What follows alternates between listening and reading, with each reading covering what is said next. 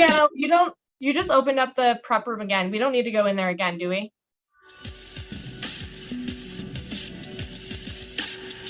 Sorry, it took me a second to unmute. Don't need to if you don't feel the need. I think we're good. We were able to go over everything. So I'll just tell Pete to come back. Okay, that sounds good.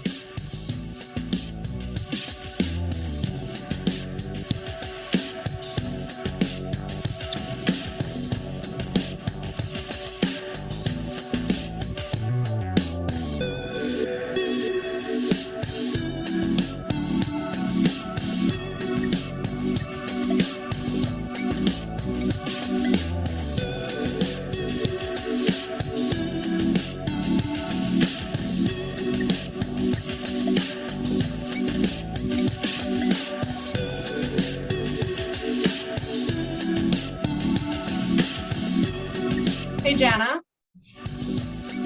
What's up? Before we admit the disable the waiting room. Oh, here's Pete. Hey, Pete, can you hear us? Yeah, I can. Sorry, I was sent to a breakout room and then I wasn't sure if I was supposed to leave or stay, so. Sorry. My bad. That's all right. So we're in the waiting room right now. We're all set. Can I ask you to add Nuveen to your name on Zoom by clicking on the 3 dots? And then do you have any questions about the run of show or the judging process before we get started? I don't think so. Should be good. Right. Great. Let's do this. All right, I'm going to disable the waiting room.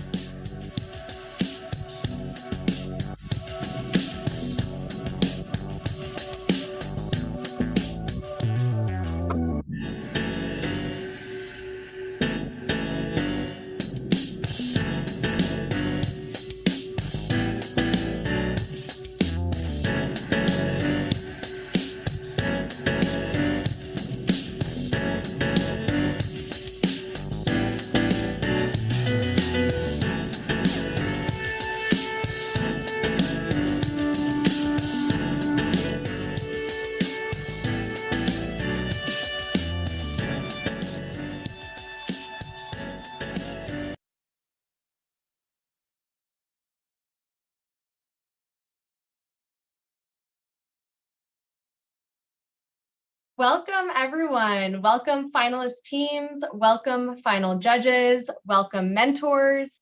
And welcome, everyone else who is tuning in to watch the Sustainable Cities Impact Investing Final Showcase. Today, we are diving into how to build impact portfolios to create the inclusive, sustainable cities of the future. The 5 finalist teams presenting today were selected out of nearly 30 final submissions from around the world and represent various strategies and techniques to build sustainable cities and communities through capital investment.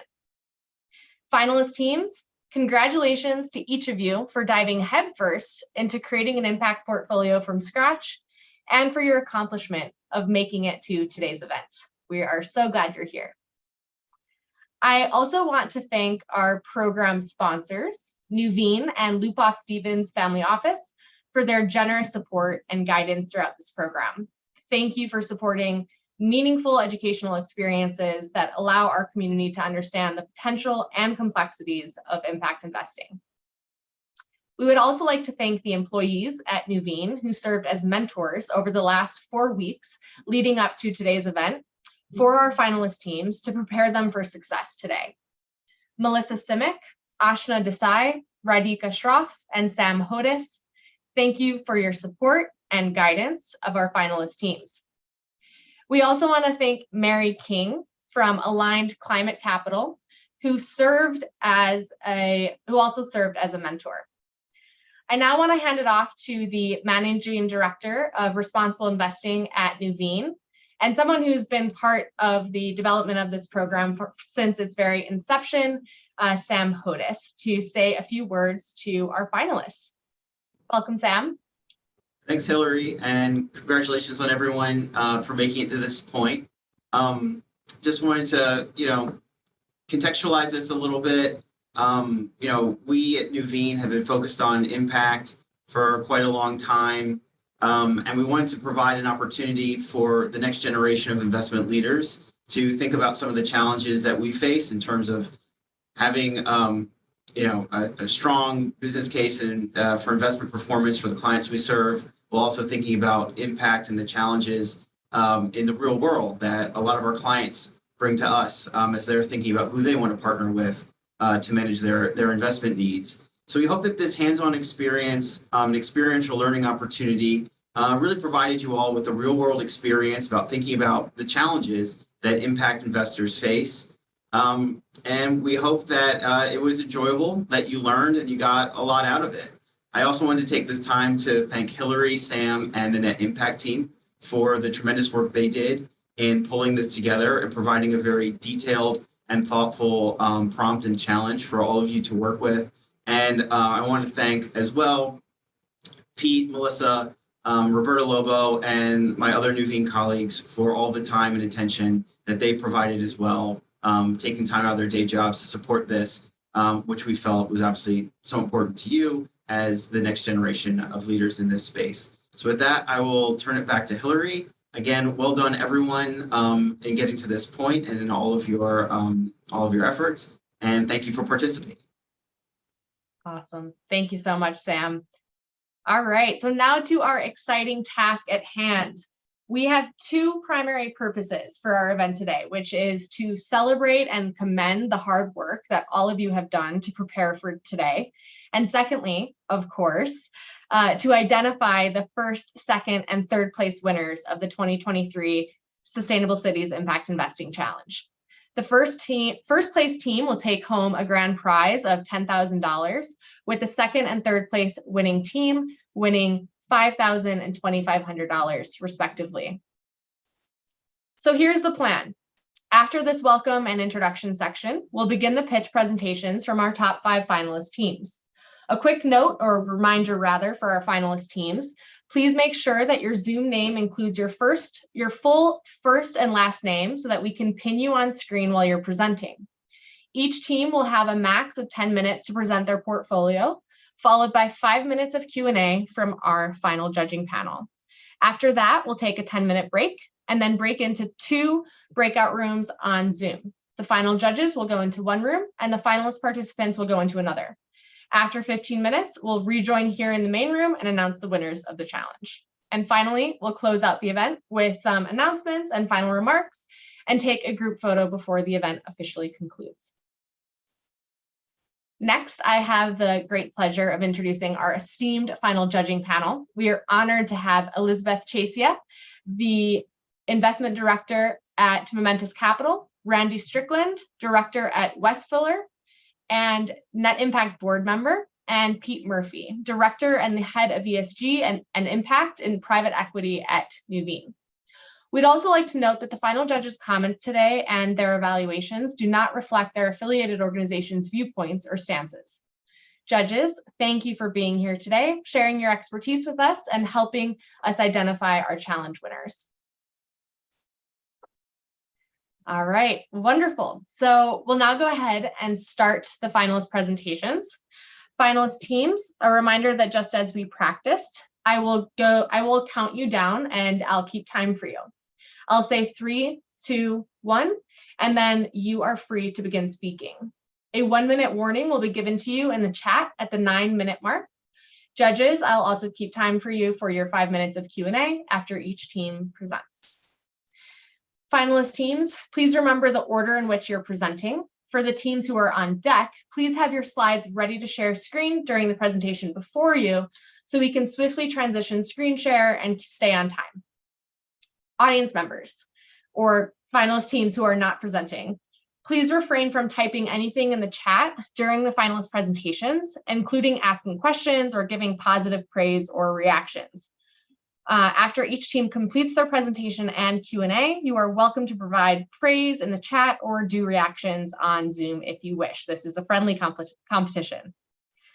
Lastly, if there at any point there are any internet disruptions that interfere with your pitch, I will pause the timer and ask you to represent wherever you left off. All right, and the first team up is Electromame. And on deck, we have Building Green Futures. So Electromame is representing Columbia University and George Washington University. We have Sarah, Dylan, Amir, and Zoel presenting. And Building Green Futures team, you are on deck. And Sarah, are you ready to share your slides? Yeah, Dylan. I'll share the slides. Okay, great.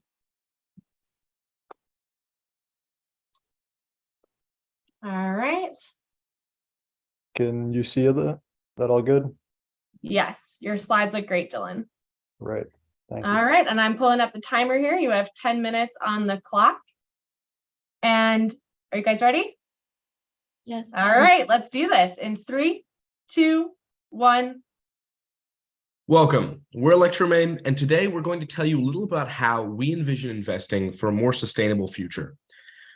Here's a brief table of contents that is going to show you what exactly we're going to be going through, but it's brief. So let's move straight into the introductions. Hi, I'm Dylan Casa, and I'm the CEO and founder of Electromame, a clean tech startup that aims to enhance the energy efficiency of urban buildings by installing micro hydro generators into their water pipes. Although we won't be discussing Electromame as one of the 3 investment examples today, it's part of our overall portfolio. And I'm Sarah. I am the CFO at Electromame. Hi, I'm Zoel, and I'm the CMO. Amir Johnson, the other member of our team, is our partnerships and sales manager, and unfortunately couldn't be with us today. The Sustainable Development Goals were created as a, quote, shared blueprint for peace and prosperity for people and the planet now and into the future. SDG 11 specifically asks humanity to make cities and human settlements safe, resilient, and sustainable. But what does that mean? For us, it's a mandate for city power planners and green technologists to create the sustainable settlements of the future. And for the purpose of today, that's 3 things: affordable housing, efficient resource use, and inclusive growth. We believe that investment can help further these 3 specific goals and fulfill key parts of SDG 11's criterion, namely targets 11.1, 3, 6, and B, all of which you'll be hearing about a little later. Now, with global population projected to reach 5 billion by 2030, rapid urbanization is driving the need for expanded infrastructure, improving energy efficiency, affordable housing, and inclusive growth. Cities currently account for 2/3 of global energy consumption and a staggering 75% of anthropogenic carbon emissions. Data shows that many urban buildings are lagging behind in terms of energy efficiency, and in New York City alone, 44% of buildings have received D ratings for energy performance, highlighting the urgent need for improvements. By prioritizing energy-efficient measures, we can reduce energy consumption, lower carbon emissions, and create more environmentally friendly cities. In the United States, the shortage of affordable housing and available rental homes is another critical issue. 66% of extremely low-income renters do not have access to suitable housing, leaving 7.3 million individuals in need. The COVID-19 pandemic has further exacerbated the situation, with an 8% increase in the shortage. This crisis not only affects individuals' well-being and quality of life, but also hampers inclusive growth and economic opportunities. Communities of color, including Black, Hispanic, and Indigenous communities, bear the brunt of the shortage of affordable housing, housing cost burden, and limited access to energy-efficient infrastructure. Years of zoning practices have led to Black households being 1.5 times more likely to face exposure to environmental hazards, leading to even more social burdens. To combat these critical issues and work towards SDG 11, we must prioritize investments in affordable housing and sustainable infrastructure. By directing our resources and capital towards these crucial areas, we can bridge the gap, uplift marginalized communities, and create inclusive urban environments. Now, this is our 3-pronged investment thesis. We'll start with efficient resource use. The gap in energy efficiency presents a large opportunity for investment to help reduce emissions and improve environmental sustainability in cities. This would be done through investing in energy-efficient technologies, retrofits, and sustainable building practices that create jobs and long-term resilience. Investing in efficient resource use is highly profitable due to cost savings, long-term stability, and government incentives, while meeting the growing market demand for sustainable solutions and enhancing brand reputation. Next, affordable housing. Investing in affordable housing projects and initiatives can help provide secure and affordable homes to those in need. Due to the high demand, investing in affordable housing provides stable cash flow, a long-term value proposition, and policy stability, given the support provided by government programs. Finally, inclusive growth. It is essential to focus on investments that prioritize affordable housing and sustainable infrastructure in areas predominantly populated by people of color. This approach can contribute to reducing inequalities, promoting equitable development, and creating social and economic benefits. Investing in projects that support inclusive growth, such as targeted affordable housing initiatives, offer an opportunity to generate both social impact and financial returns through market and customer expansion. So our portfolio includes a total of 5 investments ranging from private equity, public stock, and fixed income bonds. One of our investments is Blueprint Power. Blueprint Power specializes in intelligent energy systems for buildings. They offer services like energy optimization, as well as renewable energy integration. And their cloud-based platform uses advanced analytics for real-time monitoring and control of energy assets such as battery storage. And we plan to invest over $33 million with an IRR of 21% and projected growth rate of 14%. This would be a private equity investment with a medium to high risk level. So Blueprint Power helps to facilitate the creation of connected energy grids, an innovation that is imperative to energy efficiency in green cities. Now, this is directly linked to the aforementioned SDG 11 subgoal 11.b, which states that cities have an imperative to begin plans towards inclusion, efficiency, and mitigation to adapt to climate and the accompanying disasters. Energy is key to providing each one of those. And with a blueprint based on flexible, green-based power grids, this company has the potential to be a key piece in the struggle to handle the effects of climate change, especially in less developed areas. But how does one track the success of an abstract concept such as inclusion or resiliency? Sure, we can track on a broad scale the level of compliance that different countries have with the Sendai framework for disaster risk reduction, but for the effectiveness of Blueprint Power, we've come up with our own metrics. We would suggest tracking total households on the new grid system alongside percent growth in renewable energy sources in any given zone. To cap it off, we'd have a broad tracker on total GHG emission reductions from the target area. Using these, we could effectively understand the real effect of this tech on communities, and to do this, we'd use energy use reports for each building with Blueprint's Digbox hardware and portal alongside the generated quarterly reports from Blueprint themselves. So another investment in our portfolio is Related Companies, which is a prominent real estate firm with a strong focus on affordable housing initiatives. One of their projects that they have done is they're developing right now is the Hudson Yards Affordable Housing Program in New York City. This program aims to provide affordable housing options for low-income individuals and families within the Hudson Yards development.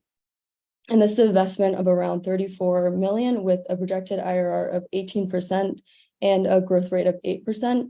It is a private equity investment with a medium risk level according to our evaluation here. The idea of this company falls near perfectly hand in hand with SDG subgoal 11.1, which states that by 2030, those living in urban areas should have equal access to adequate, safe, and affordable housing, alongside basic services. While there is a great emphasis on climate change and renewable energy in the Sustainable Development Goals, people-focused solutions are still incredibly important in today's landscape. This way of thinking in terms of urban development also directly links Related Code to SDG subgoal 11.3, which promotes participatory, integrated, and sustainable human settlement planning and management. We hope to view the progress of Related Code by keeping them accountable for total housing units created, alongside a percentage of affordable housing units created, and the average income of families supported by Related Code projects. We would track this by using the quarterly reports of Related Companies and would incorporate resident surveys and the OECD Affordable Housing Database. And lastly, we're going to talk about Enphase Energy. They specialize in renewable energy solutions. They manufacture microinverters that are able to optimize solar power generation and enable efficient and reliable integration into the electrical grid. Their cutting-edge tech has really made them a key player in the solar industry, enabling improved system reliability as well as enhanced monitoring capabilities. And we plan to invest $33 million with a projected IRR of 14.5% and a 15% growth rate. And this is a public stock investment with a medium to high risk level, given its relatively early stage development. Now, Enphase Energy relates to SDG Target 11.6, which specifically focuses on the environmental impact of energy uses and pollution in cities. pretty obviously. And we hope to view the progress of Enphase Energy by keeping them accountable for cumulative CO2 equivalent offsets, number of microinverters installed, and a total of building installations. We would track this using quarterly reports by Enphase and would incorporate annual reports by the EPA and DOE's impact analyses on building energy use. Thank you, and we look forward to creating a sustainable future together. Great job. Thank you, Electromame. And now we will hear from the judges for 5 minutes of Q&A. And I'll start the timer once the first judge is ready for a question. Okay, Pete, I see you ready. If you want to go ahead, I'll follow you. Thank you. And thanks, group, for being the first. That's always a tough position to be in. I just want to ask a quick question about, well done, by the way, about Freddie Mac, where that fits in your portfolio, what's your allocation to it? Are these 5 different investments pretty much equal weighted? It seems like about 30+ million is going into the ones that you highlighted. Just can you reference Freddie Mac and where that fits? Thank you. Yeah, I can talk about that. So Freddie Mac as well as Electromame, which is another one that we didn't talk about, they are less proportional to the other ones. So the other ones that we talked about were large proportion, as you said, 33 to 30 million for those. And then Freddie Mac and Electromame around 100K. So here's 120K. And we chose those to be on the lesser side because they kind of fit within the spectrum of risk. So Freddie Mac we saw as a lower risk level, so probably a lot less IRR and return on that investment. And then Electromame is the other end of the spectrum where it's a lot more high risk because it is a startup. We are the startup, but it's super early stage, and so it's higher risk. And so we kind of thought that that balanced it out, and then everything that fit within the middle or that 300 million range was kind of like the medium to high or medium risk level. So that's kind of why we made it. Is there an impact theme through those both investments? Obviously, you referenced Electromame, so I understand that. Yeah, so Freddie Mac, actually, we found it, which is really cool. They have social and affordable housing bonds, which get really great reviews in terms of their impact level. So for example, one of them, their housing initiative one, I know it said that for properties, it was about 30% of, or for the properties that were invested within that bond, they needed to reduce their energy efficiency by around 30%. And then I think it was like a 15%, or for the housing one, it was 50% lower than, or at a rate of 50% of like the income level, and needed to be at that range. I feel like I'm not explaining this correctly, but I have it in my notes. I get it. Basically, just they had a lot of initiatives that we felt were really impactful, specifically on the environmental and the affordable housing areas. Which directly links to the SDG 11 sub-goal 11.1, which focuses on adequate, safe, and affordable housing and basic services in human settlements. This is really great, guys. Thank you so much. I had one question about Related, and maybe you guys could talk a little bit about how you came to that as sort of the affordable housing investment, and then I'm also curious just about the MOIC and IRR that I see on that. That's like quite good for affordable housing. That's almost an order of magnitude off of what we typically see for affordable housing. So I'm just wondering, is the entire project affordable housing? And, or is it sort of a portion, but it's primarily, standard commercial real estate? So question one, how did you find this? And then question two, just specific about the return. Yeah, so no, totally agree with that. And it is not fully not all of their portfolio is affordable housing. It's only a portion of it, which is why that they provide that higher IRR. They have about 14 active investments within their portfolio currently. We chose them specifically because we wanted to get that high IRR, but we found that they were doing and implementing a lot of affordable housing initiatives within their investments, as well as actually they're related to Blueprint Power, I believe. Blueprint Power, they actually have a synergy with that company. So we thought that that was also really interesting that they're, in addition to the affordable housing initiatives, trying to influence that energy efficiency into their buildings that they're creating that may not have that affordable housing aspect to them.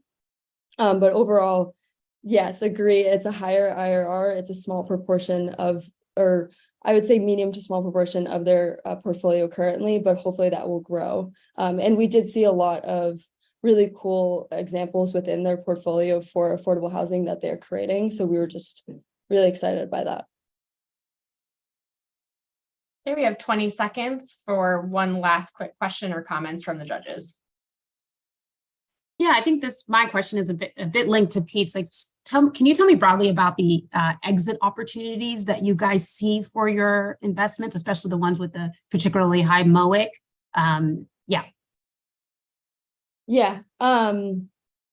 mean, I think in terms of the financials, obviously the growth rate, so on a lot of the investments that we made, we looked at the industry growth rate, and then we maybe tacked on a little bit of a premium 2 to 5% or 2 to 4%, given that we thought that we could maybe expand that company or break open into a new market or customer market. And so from that growth rate, we kind of expanded. And I would say the exit opportunities were very awesome. I think it's probably a little too I'm blanking on the word, too ideal of realistic, but we were excited. We think that they probably would be tacked down in the real term of if you were really investing. I think a lot of our growth rates and the things that we were seeing and calculating out that end return was probably lacking in terms of we did not have, for the private companies, for example, we did not have their cash flow statements, so we couldn't really implement that into it. So the Excel models that we created were very simplistic, I would say. I think on Enphase and some of the more public options, we did have a little bit more information so we could gather that cash flow, and then S&P, I kind of found the suggested, returns in the future that they thought would happen. So those were a little bit more realistic. Long-winded answer, but Thank you, Electromame. thank you. And now our second team presenting will be Building Green Futures. Please go ahead and pull up your slide deck. Your slides look great. And on deck, we have Elysium. Setting up 10 minutes on the clock for Building Green Futures. We all ready, team? Yes. All right. And in 3, 2, 1. We know that money has power. Then why not use it to shape our lives for the better? Building Green Futures is a $100 million impact investing portfolio dedicated to make residential housing more sustainable. We have 15 holdings in our portfolio. We're a team of MBAs from UC Davis Graduate School of Management, all passionate about impact investing, but coming from diverse backgrounds. I'm Léa Bouilly-Gautreau, former anthropologist and currently working in venture capital. My name is Zach Wardle. I'm a former chef and currently working in sustainable food and agriculture tech. My name is Amankul Shresht. I'm a data technologist and FMCG sales manager. I'm looking forward to work in purpose-led global companies. So out of the 17 Sustainable Development Goals, we have chosen to invest $100 million fund in Sustainable Development Goal 11 because 68% of the world population lives in cities, a number that is projected to rise in the future. That makes the Goal 11 of making cities and human settlements inclusive, safe, resilient, and sustainable very important. Moving on to the United States, 50% of greenhouse gas emissions in the United States is due to some sort of urban activity. Hence, to provide a good environment for the people, it's important that we focus on Sustainable Development Goal 11.6, that is to reduce the environmental impact of the cities, and 11.3 to have an inclusive and sustainable urbanization. But what is the point of having such a nice environment if people cannot afford to live in that? Study shows us that 46% of American renters are spending 30% or more of their income on housing. 23% of this figure are spending 50% or more of this income. Hence, this makes Sustainable Development Goal 11.1 of safe and affordable housing the need of the hour. We know that investments and companies can help us solve this sustainable development goal. That's why we dedicated our investment thesis to make residential buildings and houses sustainable. We articulate our investment thesis around 3 axes. First, we want cities to use their resources efficiently. We are backing companies that are storing carbon through construction materials such as timber and hemp insulation. We're also investing in holdings that allow for a cleaner energy use in cities and a lower use of energy in buildings. We're also backing companies that allow for better management of waste on construction sites and in cities. We also want our investment portfolio to increase the net number of affordable housing units in the United States. We believe that nobody should be spending more than 30% of their gross income on housing. Last but not least, we want cities to grow, but inclusively. That's why we believe that everybody should be having healthy life conditions while living in cities, regardless of the income level. We invested in companies that are ensuring citizen access to sanitized and PFAS-free water. We're also investing in holdings that are improving the comfort and the temperature in buildings. Now we have a financial summary of our portfolio. Our asset allocation is shown here. Our portfolio achieves a competitive risk-adjusted return of 7% while still advancing our impact goals of addressing issues around sustainable residential housing, as Leah and Umang have just described. Our asset allocation strategy balances the inherent risk of our significant private equity investments to ensure a stable long-term growth for our fund. We collaborate actively with investee companies and stakeholders in order to drive progress and development of their mission, but also to drive rigorous tracking of impact metrics to be able to report the positive impact of our investments, such as emission pollution reduction, as well as quantity of affordable housing and related support services. Our LPs can expect regular reporting of our portfolio companies' progress on these impacts. As a financial product, our fund is designed to be perfect for an institutional investor seeking stable long-term growth, such as a pension fund, endowment, or insurance company, and one whose socially conscious customers value more tangible impact metrics than simple carbon credits. Let's now take a look at 3 companies from our portfolio. 3 investments. The first one is Appiscore, a startup in which we are investing $5 million. Appiscore is building a robot that is capable of, in only 60 hours, building the concrete walls of a multi-story family house. This is a huge reduction in time compared to the 5 to 8 weeks that construction workers take. But this is also allowing to have houses that are 30% cheaper than while using construction workers. Appiscore is helping us solve the construction worker shortage in the United States by reducing the need of construction workers on construction site. Appiscore is a high-risk, high-return investment that allows us to target the 11.1 investment goal of affordable housing. We will measure the impact of this investment by looking at the decrease in housing prices, the reduction in housing construction time, and hopefully the net increase in the number of affordable houses built by Appiscore clients. We also invested in Neighborhood Sun, $5 million, as well as Appiscore. Neighborhood Sun is a community solar startup, which allows any citizen to access affordable and clean solar electricity without having to install solar panels on their own house or apartment. Neighborhood Sun already helps citizens save $2 million on their electricity bill and prevented the release in the atmosphere of 230 million pounds of CO2. This is as well a high-risk, high-return investment, which allows target not only the 11.1 affordable housing SDG goal, but the 11.6 resource efficiency SDG goal. We will measure the impact of this investment by looking at the amount of dollars that was saved by clients, the amount of renewable energy that was produced by Neighborhood Sun, and consequently, the amount of pounds of CO2 that was saved from being released in the atmosphere. DC Water is a water management authority of the District of Columbia that issues bonds with an innovative pay-for-success model as a way to fund environmental mitigation projects around urban stormwater management in Washington, D.C.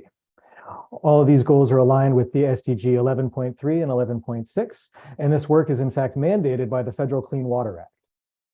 DC Water builds green infrastructure such as channels, permeable pavements, catchments, and other kinds of features to direct and filter stormwater and reduce damage from excessive runoff, thus reducing pollution caused by sewage overflow due to runoff from urban infrastructure, and also providing valuable wastewater services to urban residents.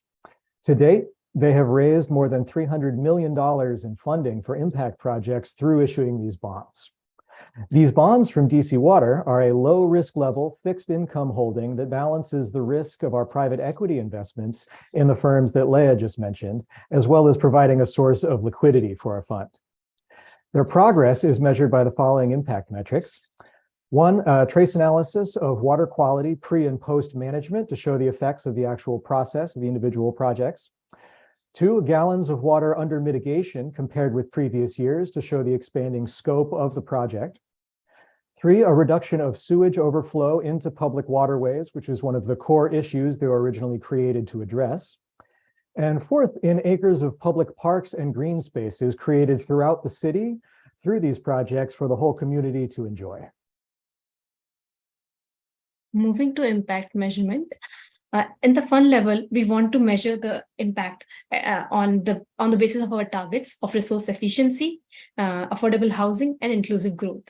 For resource efficiency, we'll see if the investment lowers the human impact on the environment by measuring the carbon dioxide stored or avoided and the pounds of waste that we have upcycled, recycled, or avoided. For affordable housing, we want to see the increase in affordable houses and the energy bill savings, and when they shift to the renewable sources. For inclusive growth, we want to assess if the citizens have healthier living conditions, regardless of their income. For this, we will be assessing the water quality, the air quality, and the building insulation. For now, we have the metrics of the capital allocated to sustainability based on the company's vision and mission, and monitoring and assessing the impact based on the metrics that they provide, and track advancement in basis of the company's doing and the competition's doing. In the future, to prevent greenwashing and impact washing, we would push for third-party verification, impact diversity reports, and comparative analysis for the company. And for this, we will reach out to the managers and the company, bond managers in the company at an annual level to gather these metrics and report to our clients annually. With this, the presentation is over. Thank you for sparing the time, and we are open for questions. Thank you, Building Green Futures. We'll now hear from the judges for 5 minutes in Q&A.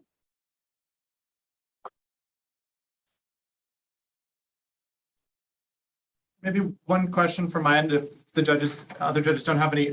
This is really great, and I really appreciate the sort of focus on impact measurement. You guys have been very thoughtful about it. I guess, one question that I have, particular to strategies where there are both social and environmental objectives, is always like, how do you make sure that the companies that are pursuing a social objective, like the first company that you highlighted that's focused on building houses out of cement, aren't actually generating negative environmental externalities? And cement being one of the most carbon intensive materials on the planet, I was wondering if this company's thought about sort of how their approach to environmental sustainability might look, and whether that's something you all considered given the sort of dual goals of your strategy. It's definitely something that we thought of. As you can see, we do not believe that APISCO is an environmental focused investment. However, we know that by using the robot, there is a huge quantity of waste that is avoided on the side of concrete. We also know that concrete is a material that is still being used around the country, and that allows for fast construction of houses. And finally, this also limits the amount of transportation that is needed to bring workers on construction site. Construction is reduced by about 3 months, thanks to the use of this robot for the construction of wall down to 1 week. So this has an impact. It's not the first impact of this company, but we do not feel that it has a negative impact on the environment. Thanks, that's helpful.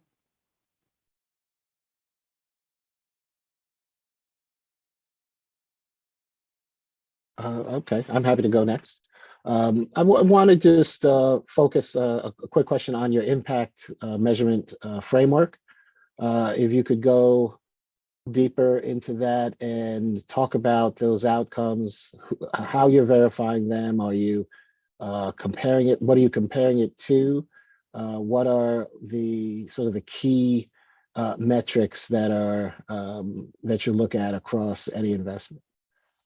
Thank you. Yeah, I'm happy to provide the answer.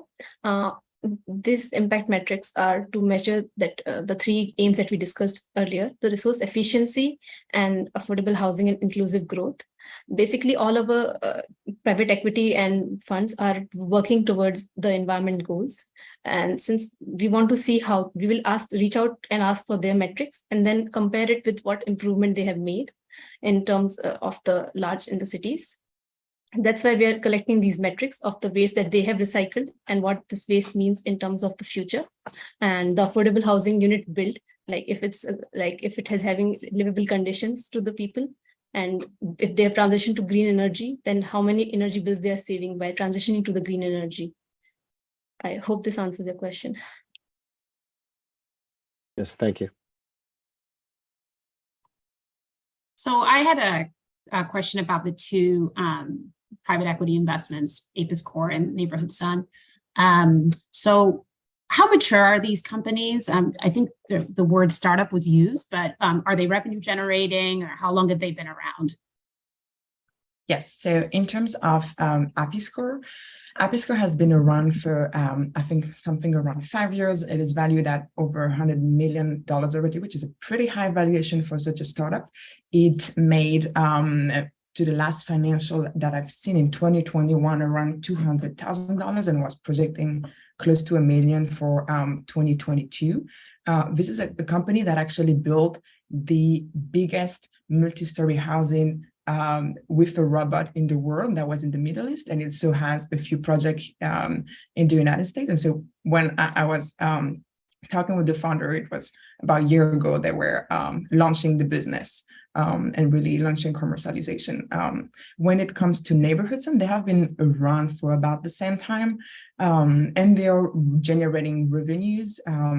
It's in the couple of $1 million. So they are also quite early stage, but they have a bit of traction and they're available in various states across the country. And if I may add and answer Pete's question again, we actually invested in a company called Manus Material, which is building a concrete, which is reducing by 60% the emission of the cement by using microbiotes inside of the concrete. So that kind of compensates that impact in terms of construction. Great. We are at time for Q&A. Thank you so much, judges. And thank you, Building Green Futures. We will now hear from Elysium, Team 3. I believe Fan will be presenting their slides. Team Elysium, please go ahead and share your screen.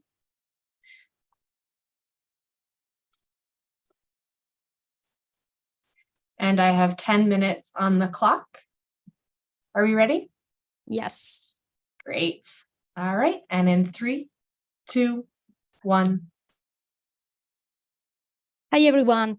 We are Elysium Impact Fund, sustainable and inclusive housing at affordable prices. Our team shows a diverse background. Fan and I are studying a master on development, climate and sustainability at Johns Hopkins University. Huawei is an asset manager and CFA holder in China. The word Elysium comes from the Greek mythology and means any place or state of perfect happiness, divinely inspired, peaceful, and perfect. In fact, in Homer's Odyssey, Elysium is a paradise. That is what Elysium pursues, to create sustainable and inclusive cities that respect life and natural resources, and people have access to the same rights and services regardless of socioeconomic level or ethnicity. Elysium believes that transforming cities in paradise is possible if we make the right investments.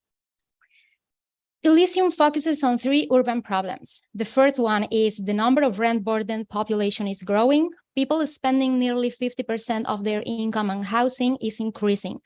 This undermines families' economic stability and frequently leads to eviction and homelessness. Consequently, this is an increasing demand. There is an increasing demand of affordable housing. Experts estimate that the US must build 4 million apartments by 2035 to meet the demand. After the pandemic, the eviction crisis worsened and almost 4 million households were behind on rent, while almost 4 million eviction cases are filed annually.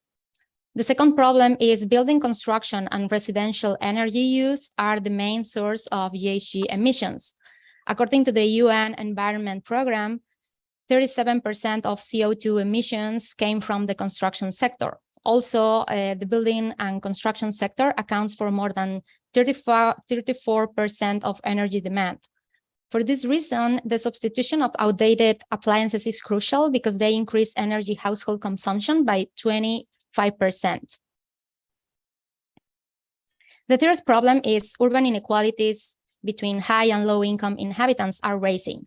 Poor neighborhoods lack basic services and recreational areas, and studies suggest that there is a relationship between race, ethnicity, and inequalities. Moreover, studies suggest that being born and raised in high poor neighborhoods has long-term effects and impacts people's future. Considering these problems, Elysium's portfolio focuses on addressing the following goals: affordable housing, resource efficiency, and inclusive growth. These objectives are aligned with SDG 11. And now, how Elysium achieves these goals? Elysium seeks to expand the availability of affordable housing while maintaining the sustainability of investments. How we make it possible? We invest in companies that build homes using materials manufactured at scale to reduce time and construction costs. We also use mass timber, which according to Yale School of the Environment can be considerably cheaper than concrete and steel when production is scaled up and depending on where it is sourced. We develop mixed income and mixed use real estate projects with below and also at market rate units to ensure profitability and diversify our residents.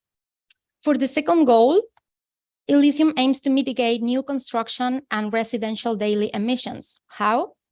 Using mass timber, our companies help sequestrate CO2 from the atmosphere instead of adding, because we substitute steel and concrete materials. Additionally, our companies use green construction technologies and resource efficiency measures, including efficient lighting, green roofs, and high efficiency household appliances. Our companies also incorporate passive house strategies or standards to save energy by using upgraded windows, proper insulation materials to keep temperatures. That helps us reduce expensive heating and cooling systems. Our third goal is to break the cycle of poverty in distressed neighborhoods through an integrated approach considering housing, education, transportation, and health. How we do that? Our portfolio includes companies that recover distressed urban areas that help us increase the availability of residential units, but we create also spaces for commercial areas near housing units to reactivate the local economy and break economic segregation. Now, developing social infrastructure is not enough to create inclusive growth. Elysium includes a company focused on education and health to strengthen the social fabric and spur long-term development by investing in skill building capacities and increasing access to affordable healthcare. Our developments also connect poor neighborhoods to the public transport system by providing cycle roads and walking areas. Overall, Elysium creates urban spaces with a complete ecosystem of housing, services, and resource efficiency methods to tackle the problem of people stuck in persistently poor neighborhoods. Based on our investment thesis, we allocated $100 million among 6 selected companies and structured a well-diversified portfolio with a risk-adjusted market rate return of 6%. To estimate the return with reason, we collected the disclosed information of investees and modeled the risks and the returns with the data of the listed companies of the same type. The portfolio is benchmarked against the GIN's reports, some indexes, and similar funds. Our model shows the current allocation has low volatility and the highest return given certain risks. We aim to diversify the portfolio by allocating among different asset classes as required by the challenge, including private equity, some fixed income, and also real estate, to ensure growth and contribution, and also to weather inflation. These companies are weakly correlated. The fund is also diversified given our companies cover different urban areas of the states and positioned along different parts of value chains. Financial risk management is important to ensure the return. We manage liquidity and exit risk by seeking investments with varying liquidity profiles and high potential to reach an IPO. They're innovative market leaders in attractive industries with exceptional management team. And we implement phased KPIs in financing and actively engage the operation of the companies with value-added support. From sourcing to impact at exit, our impact management and measurement process creates a feedback loop. We adopt IFC's operating principles for impact management for each link in the process, and these principles are below each link in this diagram. As for the most concerning impact management, we monitor impact against the targets and respond appropriately. We not only use IMP's 5 dimensions of impact to assess the fundamentals of impact, but also set metrics to measure impacts. The metrics we agree on with every investee fall into the 3 impact goals we want to achieve. The metrics with the serial numbers in the parentheses are IRIS Plus metrics or SDG indicators. To capture data and other impact evidence, we actually sign set letters with every investee to provide us with documentation and the key impact data. And most of our ongoing performing data are collected from the company's ESG database and impact reports, as we look for companies that speak for their impact through sound evidence. We also include the evaluation-based evidence through analysis, surveys, management meetings, and external sources. We identify risk factors and assess the phased KPIs to make necessary adjustments due to significant and unexpected circumstances. We take actions such as active engagement and early divestment when the investment is no longer accepted to achieve its intended impacts. Our portfolio incorporated 6 companies, primarily of real estate and construction. One of our investee is L+M Development Partners, a real estate developer that focuses on affordable housing and community strengthening, primarily in Greater New York. It is highly matched with the 3 impact goals we aim to achieve. Examples of our metrics are the number of new affordable units for residents at or below 60% area median income, the annual utility savings of households, and also the number of recreational spaces or workshops. SmartLam is another investee. It is the first and the largest cross-laminated timber manufacturer in the US. We invest in this company because mass timber stores carbon and reduces global warming considerably compared with the carbon-intensive concrete and steel and other construction materials. We measure its resource efficiency through amount of GHG emissions reduced and the number of new certified green homes built. It also contributes to affordable housing because mass timber projects reduce 50% of construction time and 20% of cost. To conclude, Elysium can reactivate underserved communities and make sustainable and inclusive housing affordable for Americans, and really bring Elysium, the paradise of happiness, into reality while generating an attractive return for our investors. And we're sure we can do this through right investments. Thank you. And now we're open for questions. Thank you, Elysium. And now we'll move on to 5 minutes of Q&A from the judging panel. Thank you very much for your presentation. I have a question around on your financial risk management. You had cited that your investments with varying liquidity profiles and high potential to reach an IPO. I would like to know your thoughts on within the industries that you are focused on, what types of companies do you think have a high potential to reach an IPO? Yeah, so our companies that we invest in their private equities actually reached the stage of later VCs, and they have several similar rounds of funding previously. So we think they have a high potential to reach an IPO given their current stage and their previous funding rounds. Yeah. Thank you. I have a quick question. First of all, I like the integrated approach, bringing in transportation and access. But I do have a question about sort of unintended consequences. If it does go to an IPO, how do you ensure that affordable housing remains affordable? Yeah, actually, we did research on the mass timber strategy because a lot of the construction sector is already using this mass timber as a strategy to reduce not only emissions, GHG emissions, but also costs.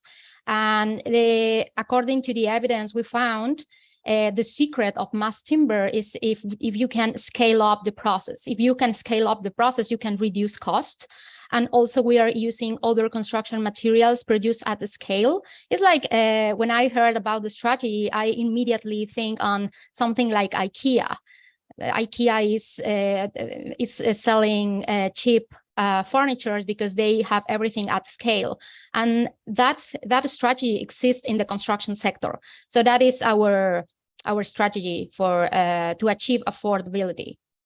I guess I meant more about who the investors who may acquire these properties, and will they convert those to market rate, or are there things that you can do to avoid that happening? Yeah, so our model shows that we can actually achieve a market rate return because we have several benchmarks. So we actually generate these returns and figures through GIN's reports on financial performance of impact investing and Cambridge Associates Index, and also some similar funds. If you heard of it, it's actually a dream fund that also focuses on affordable housing and these positive impacts in Canada, and also one similar fund called M Squared. So that's a real estate development company in Greater New York. Yeah. So I think by benchmarking and we can actually generate this market return. Yeah. Yeah, I think Randy's question was more with L&M development. So say that they, as a private affordable housing development company, go public. Like, how would you ensure that they are true to the mission of producing affordable housing and not switching to purely commercial real estate development that's focused on sort of market rates of rent, rather than, I think we totally accept that this can achieve a market rate of return. Randy, correct me if I'm wrong, but I thought that was sort of what you were asking. I had a similar question. Yeah, that's exactly it. Thank you. Yeah. I guess I just didn't articulate it well, but thank you. Yeah, great questions, I have to say. Actually, L+M is not public.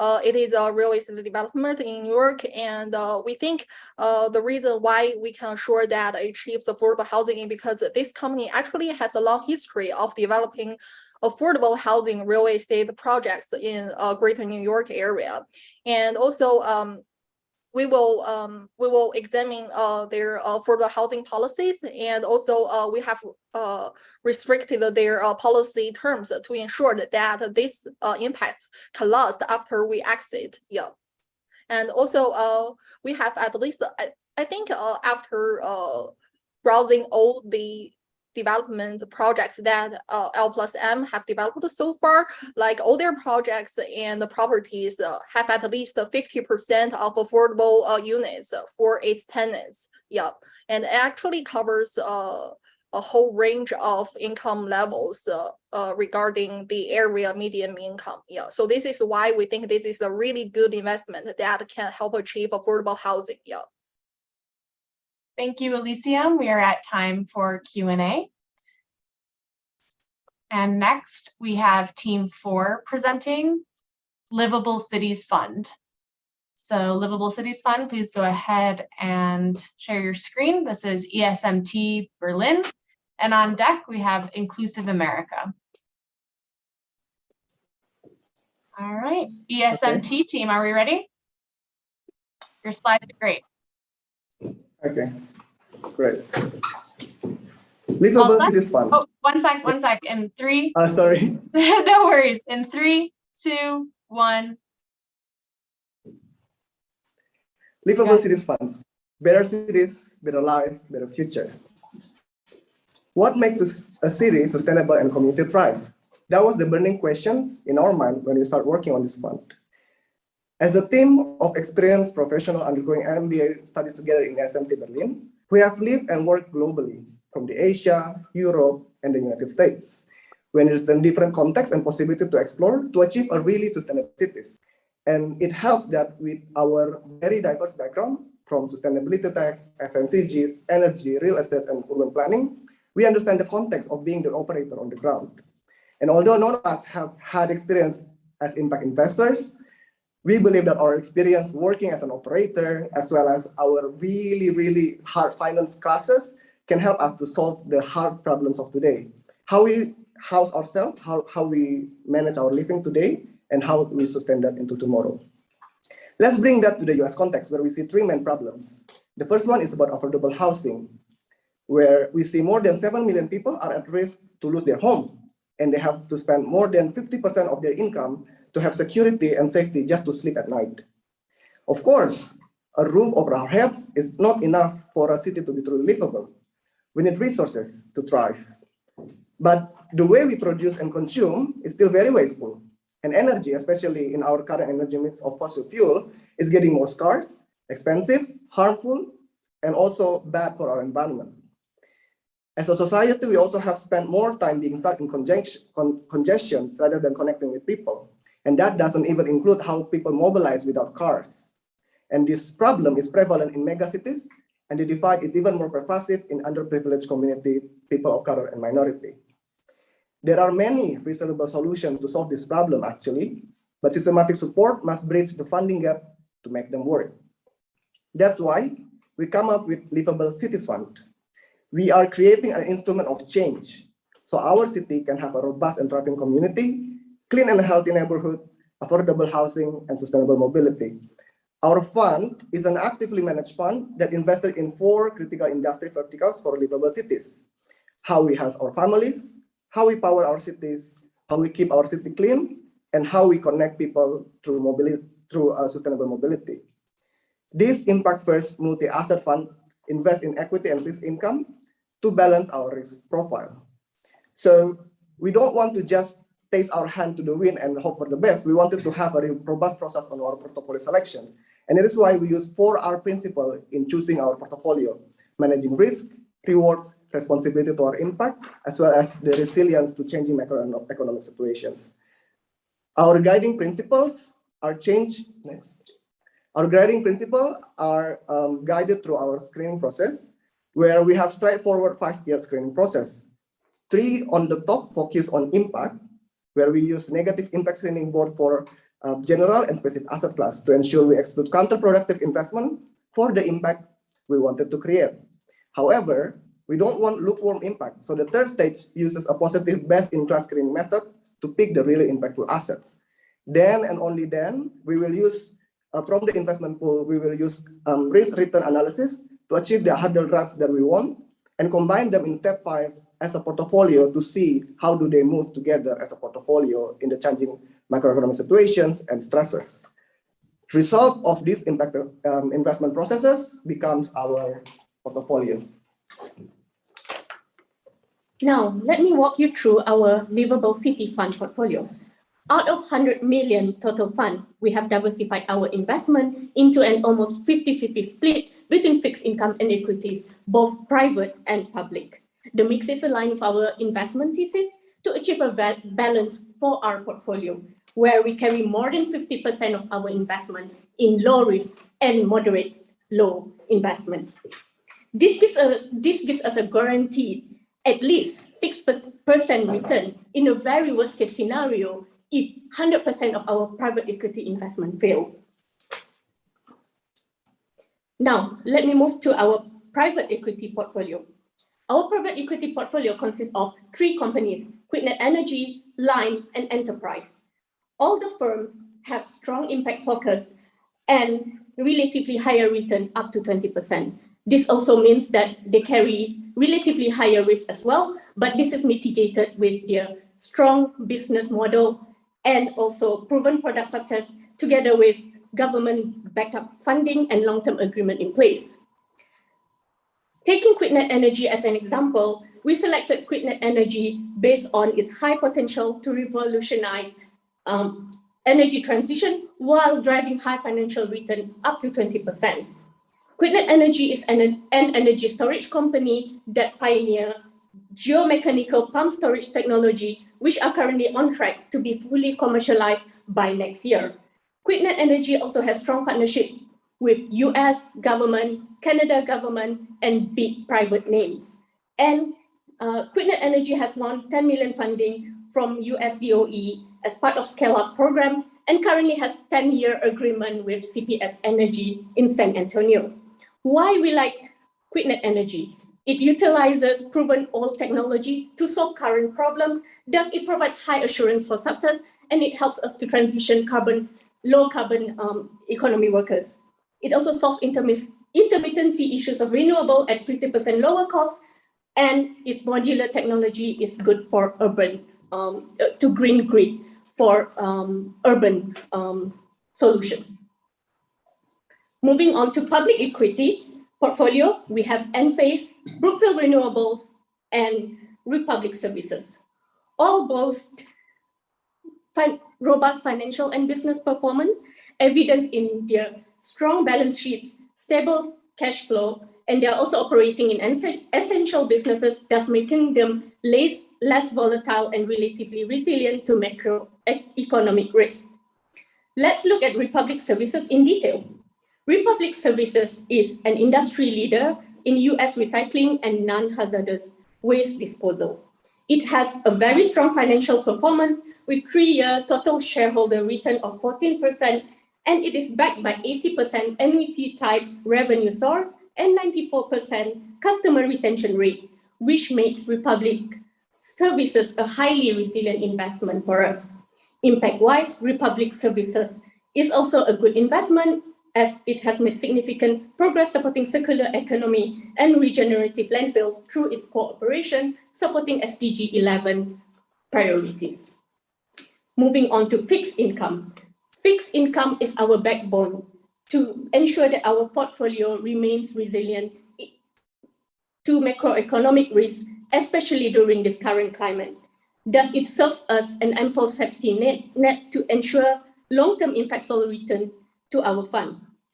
In our fixed income portfolio, we have waste management green bonds, we have CIC multifamily loan program, MTA transport revenue bond, and low income investment fund, LIIF. Drilling into CIC multifamily loan program is designed to finance rehabilitation of multifamily apartments in Chicago, which have been driving impact for 35 years, has invested about $1.4 billion thus far to rehabilitate 60,000 houses and help to support 92% of low-income beneficiaries and more than 50% minority groups. Yes, so that was our portfolio, and as an actively managed fund, we keep in mind several contingencies in managing the fund and are ready to consider rebalancing our portfolio should the need arise. We understand that as first-time fund managers, we need to build LP confidence, and which is why we try to make the portfolio as holistic as possible. Let's get to the good part, in the impact part.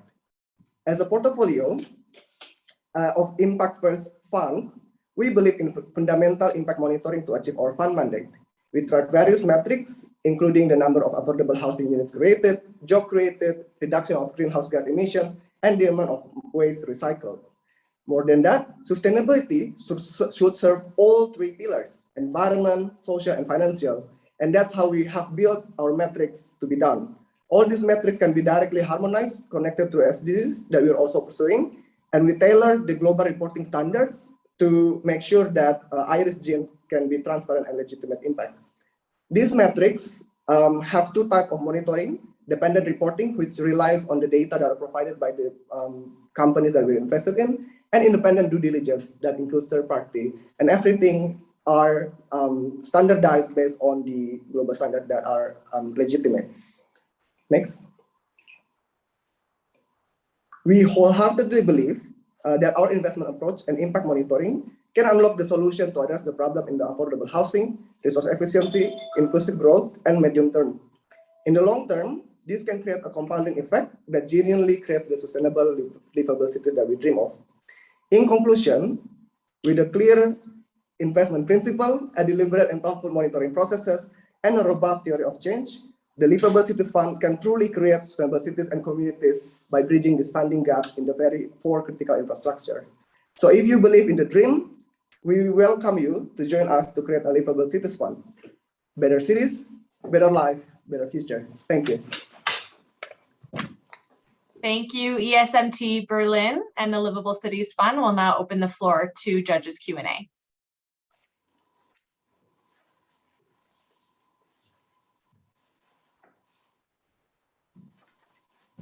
I have a sort of fairly straightforward question, which is that in a couple places, I think just within the public companies, you reference an ESG score for the companies. Can you just talk a little bit about how that score is generated and whether it's pulled from a external ratings provider or something you developed yourselves? Yeah, so the ESG score is basically from external report generated by Refinitiv.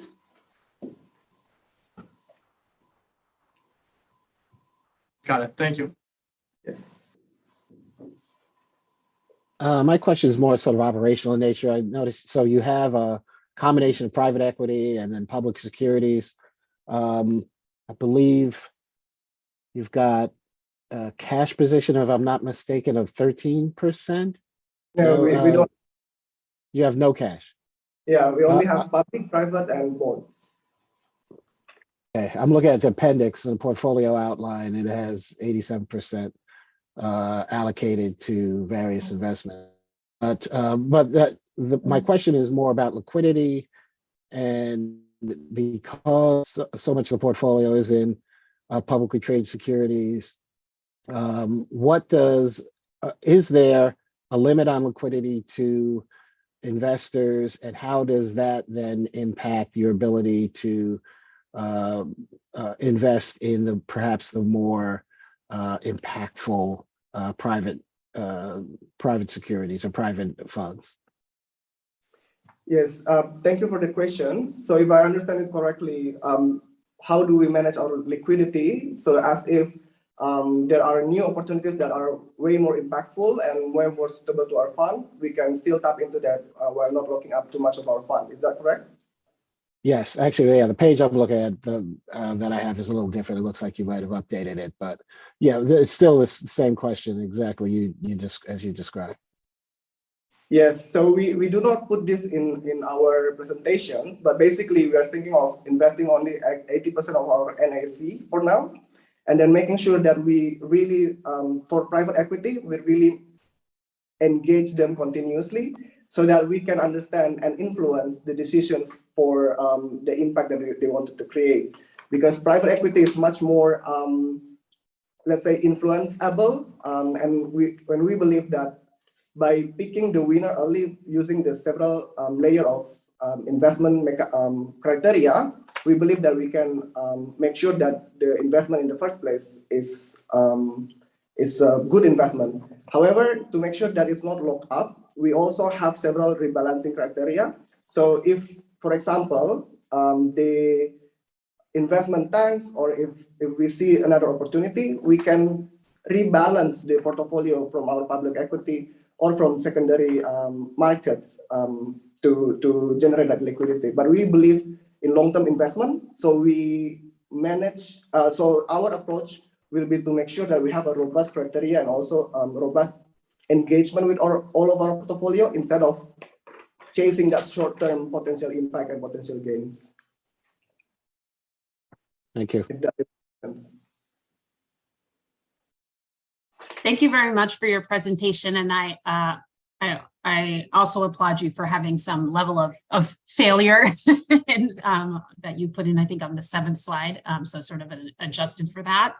I just wanted to maybe double click on some of the in the private equity portfolio where you have positive correlation to macroeconomic risk. I think this hits like sort of your resilience point. Can you tell me a little? Can you just clarify what you sort of mean by that positive correlation under macroeconomic risk? So basically that means that it goes together. So if the economy is good, they're also relatively thriving. If the economy is bad, there also can be a little bit under challenges to some extent. So that is why we have scenario to manage our private equity, because two of our investment there are going together with the economy, and we don't know what will happen in the future. Relatively insulated means what it says, basically. I see. So you're basically balancing between, I mean, so you're the ones that you have in the equity portfolio that you're saying sort of move with the market, you're then balancing that with ones that are relatively insulated within your PE4? How do you think about that with public equity as well? Similarly, so we look at it similarly with the same logic, but again, because as what my colleague here, Siti, has mentioned before, we pick relatively resilient. Do you want to elaborate on that? Yeah, so as I mentioned just now, the way that we pick the public equity companies are based on the fact that those companies are operating in more essential services. So we believe that they are more protected in terms of macroeconomic risk. So even though, for example, I think all of them we put relatively stable. So they are not really that impacted by any macroeconomic risk, because in the event of economic downturn, for example, we will still need energy, and we'll still need waste management.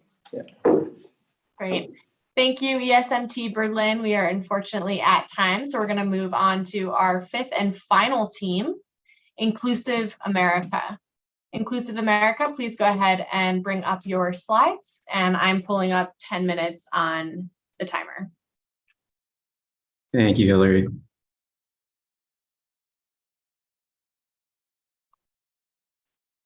And then once we see your slides and you're ready to go, we can start the timer. Your slides look great. Are you ready, team? Yes. All right. And in 3, 2, 1. Good afternoon, everyone. My name is Ellen, and I'm here with my colleagues Achint and Danny. Together, we are Team Inclusive America. We're a team of young professionals, and we are excited to present the portfolio that we've been working on over the past few months on how we plan to invest in a more sustainable, resilient tomorrow. We'll begin with a quick round of introductions to get to know us and our backgrounds a bit better. As I said, my name is Ellen Zhou. I'm a program associate at the Center for International Private Enterprise, an international NGO based in DC, where I work on strengthening the private sector in the Asia Pacific region. Hey everyone, my name is Achint Rai. I'm currently an operations associate for Doralton Capital, which is a family equity office in New York. And I primarily work with our home health and hospice portfolio company. Hey everyone, my name is Danny Yang. I'm a senior healthcare consultant, which is a private economic consulting firm based out of Boston, Massachusetts. So what are the big picture challenges facing American urbanization today? As a global economic superpower and top consumer, the US is responsible for a large portion of the global carbon footprint. With roughly 83% of the nation's population living in urban areas, cities provide a key entry point to tackling the biggest challenges of the largest potential impact. Given that cities in America and around the world are trending towards rapid growth, they will continue to be a critical arena for lowering carbon emissions, shifting away from non-renewable energy, and promoting green spaces.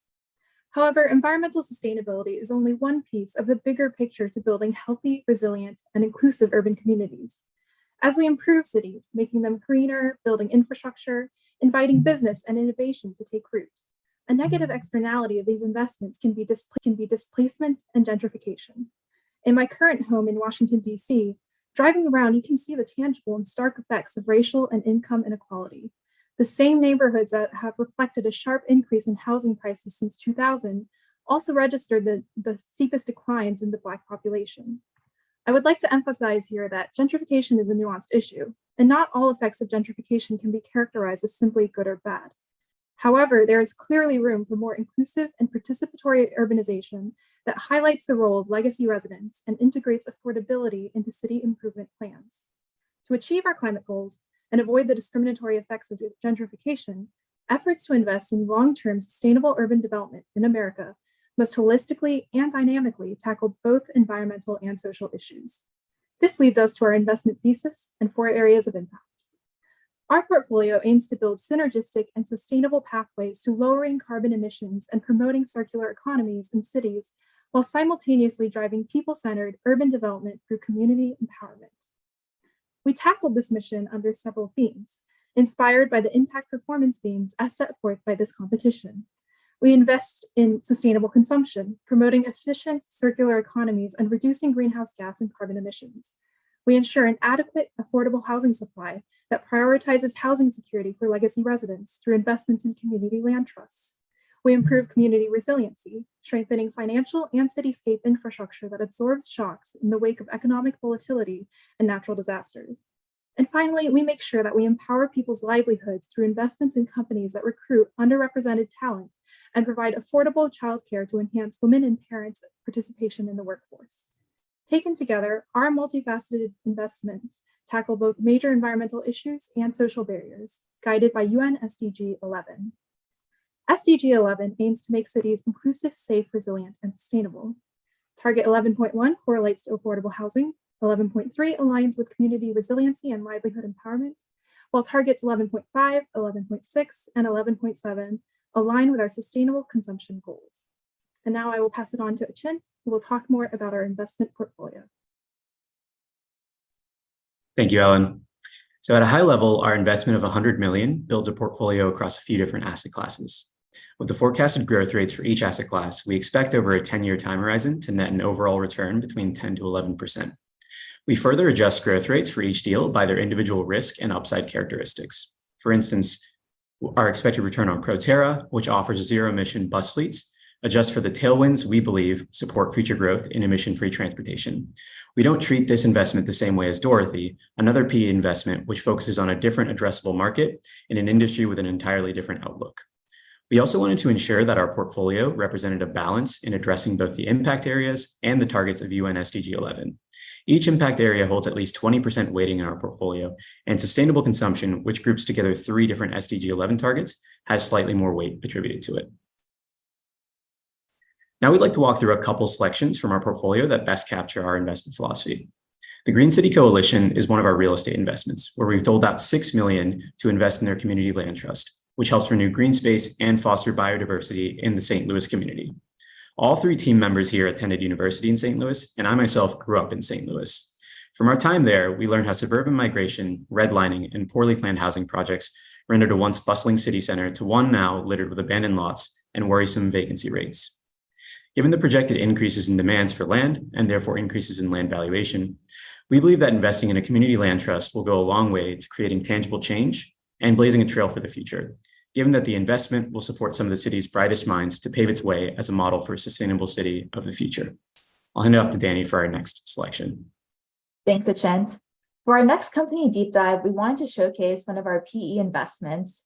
As a startup ranked among the top 300 of the Inc. 5000's list of fastest growing private companies, WeCare is a great example of investment that's capable of generating strong positive financial returns while also promoting inclusive growth. When we were considering the tools that are needed to strengthen financial resilience, particularly among underserved and vulnerable communities, one of the greatest obstacles that we identified was a lack of affordable and accessible childcare. This was highlighted recently by the COVID-19 pandemic and its disproportionate impact on low-income households, as large childcare centers were forced to close and many parents had to leave their jobs because it would have been more expensive to pay for childcare or there were no feasible alternatives. WeCare helps fill this gap by connecting parents to local licensed home daycare centers through their virtual platform. Our investment of $10 million ultimately offers accessibility and ensures that potential employees are able to fully take advantage of the job opportunities that would be generated by other investments in our portfolio. Next slide, please.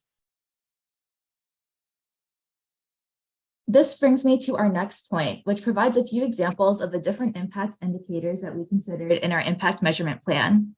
For these indicators, we wanted to make sure that we were not just considering the direct outputs of our investments, but also the downstream impacts that these companies would have both socially and environmentally.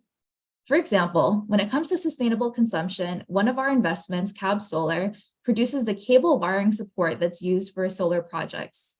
In addition to, of course, reporting the direct number of units produced, we're also interested in the capacity of solar energy projects that use Cab Solar equipment, just to serve as a measurement of the end impact. For community resiliency, we want to ensure that we have strong financial infrastructure as measured through new job creation. At the same time, we're also looking at the number of minority-owned businesses as disaggregated by race, socioeconomic status, and disability status, because ultimately we want to make sure that these opportunities are equitable across the board. For affordable housing, we're not only looking at the number of new housing units created, but we're looking at what percent of these units are actually affordable and what the turnover rate between new residents looks like compared to legacy residents. And finally, for livelihood empowerment, we not only want to create job opportunities, we need to ensure that these opportunities are actually accessible by looking at the number of job offers that were accepted in the end and satisfaction as measured through annual surveys. Finally, as our presentation comes to an end, I just want to take a step back here and revisit SDG 11 and our overarching goal, which is to make cities inclusive, safe, resilient, and sustainable. Ultimately, companies don't exist in silos, and our portfolio was built around this holistic vision of our investments synergistically building upon each other to create sustainable circular economies that ensure that growth opportunities are ultimately equitable, accessible, and resilient. With that, we'd like to thank everyone in the audience for this opportunity, for your time today. We'd also like to thank Net Impact with a special thanks to Hillary, to our mentor Ashna, the judges, and Naveen for helping organize and sponsor this event. With that, we'll open the floor to any questions. Thank you, Inclusive America. And now we'll hear from the judges.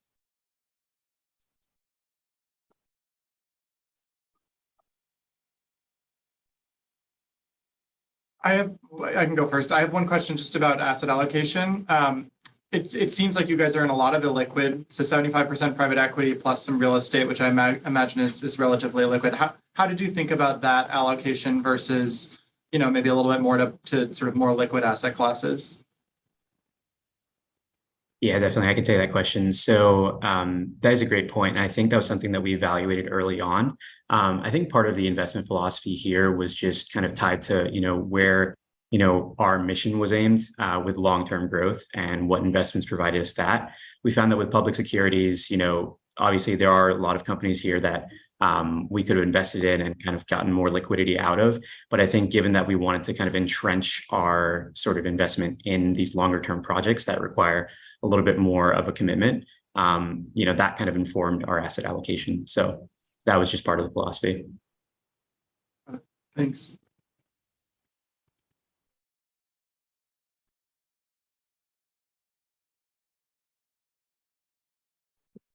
Okay, Elizabeth, you go ahead. I was waiting on you. No, I just wanted to ask a little bit about the community resiliency and sort of the number of new jobs created. And how do you think about that impact measurement in sort of a tough time like that we could be entering right now in terms of a recession and, contraction of some of the companies that exist out there?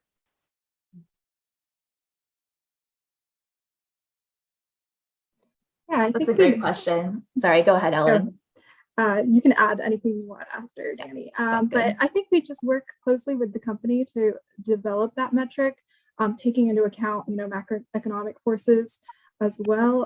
And I think it's just about working very closely with that particular company that we have invested in providing quality jobs and upskilling.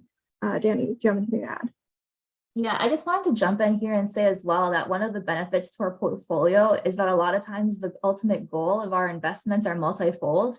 So a lot of times these investments are not just focused on livelihood empowerment, they're also contributing to sustainable consumption as well. So you have multiple purposes to these investments.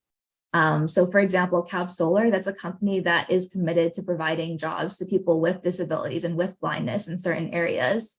So yeah, we do acknowledge that in downtimes, there's going to be contractions in the economy, there's going to be reductions in the number of jobs, but at the same time, that company is still operating to produce their ultimate goal, which in the end is sustainable consumption, with the understanding that over the 10-year time horizon, you're going to see those ups and downs, but ultimately we do expect it to balance out in the end. Thank you. Just a quick question on some of the assumptions on particularly WeCare, and I have not invested, I'll admit that, in daycare. It seems at 11% expected return, I'm not challenging the impact that daycare and the importance of that. I clearly see that but how does one achieve that, and what are the numbers behind that? Thank you. Yeah, thank you for the question. Yeah, I can kind of tackle the numbers portion, and Danny, Ellen, if you have anything to add, feel free to. So I think with a lot of our investments, we kind of took sort of guideposts of, you know, what the asset class growth rates will be in the future. We just took a look at market outlooks for, you know, private equity, direct lending, essentially all the asset classes that we're investing in. And then we took a look at the individual investments to kind of weigh the risks as well. So that 11%, that's, you know, sort of, that's the focal point of that is the private equity growth rate that we expect over the next 10 years, which I believe is around 12%. And then we adjusted that down, given that one, we're operating in a bit of a, as you mentioned, you know, unknown market with daycares and childcare. But then we also weighed the fact that, you know, WeCare itself as a company has been growing at a pretty, you know, rapid rate given kind of its inception. So those are all kind of the assumptions that went into that 11%. Thank you. We've got about 40 seconds left for maybe one more question.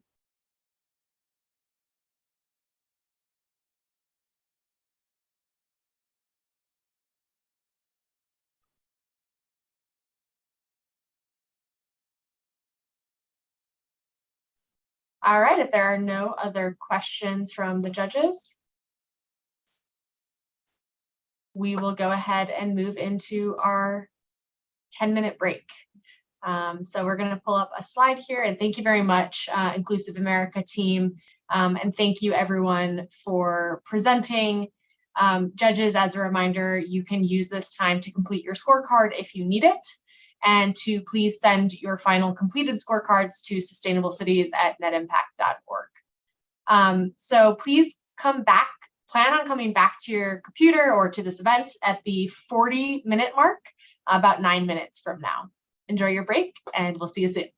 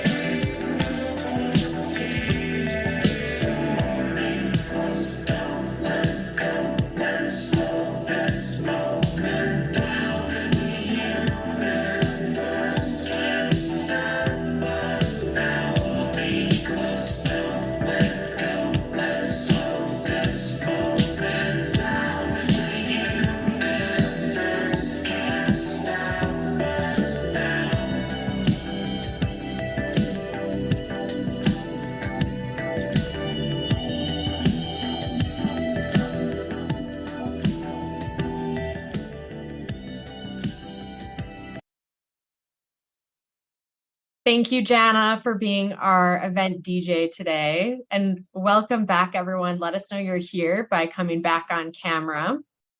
Hello, hello. So great job to the finalist teams. Thank you all for your hard work. It was abundantly apparent how hard all of you work. So thank you very much. Really fun to watch those presentations.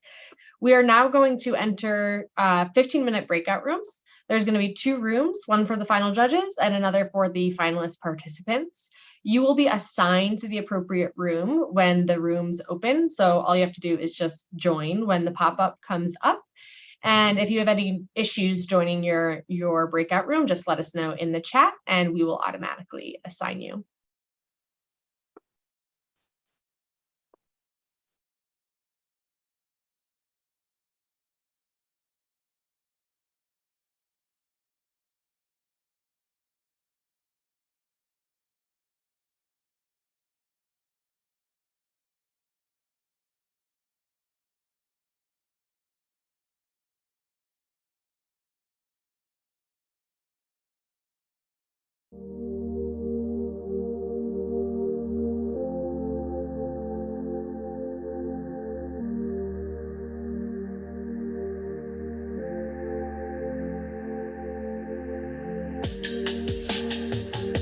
Mom, are you having any trouble getting into the breakout room?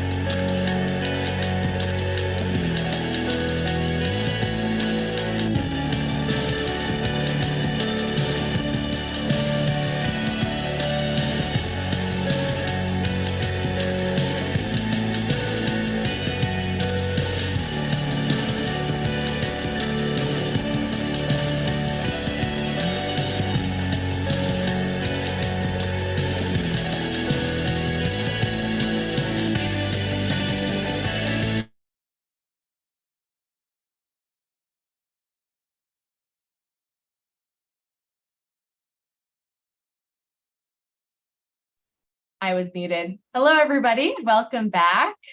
I hope you enjoyed your breakout room. So now for the big reveal, right? We know you've been waiting for this moment, and time is quickly approaching to reveal the challenge winners. Before we reveal who our first, second, and third place winning teams are, we want to give the floor to our final judges to share some of their reflections on your final presentation. So we'll start with Elizabeth and then hear from Randy and then Pete.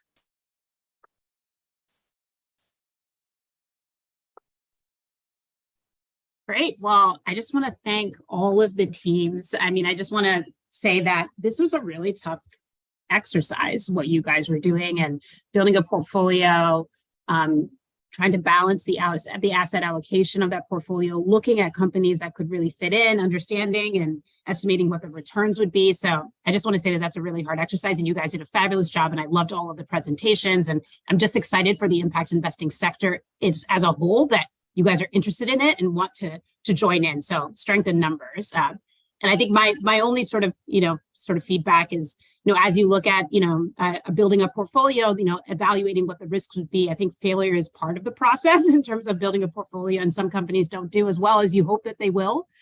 So just sort of take that into consideration, but otherwise, such a great job, and excited to have been able to be here and listen to you guys. Yeah, just echo what was just said, and I just thank you also for letting me participate and being a part of this process. And I really was impressed with all the presentations. I'm also very impressed at the amount of thought that was put in and intentionality, and the fact that you're really energized about solving some of these problems of climate and inequality and access. So again, thank you. Great presentations, every team.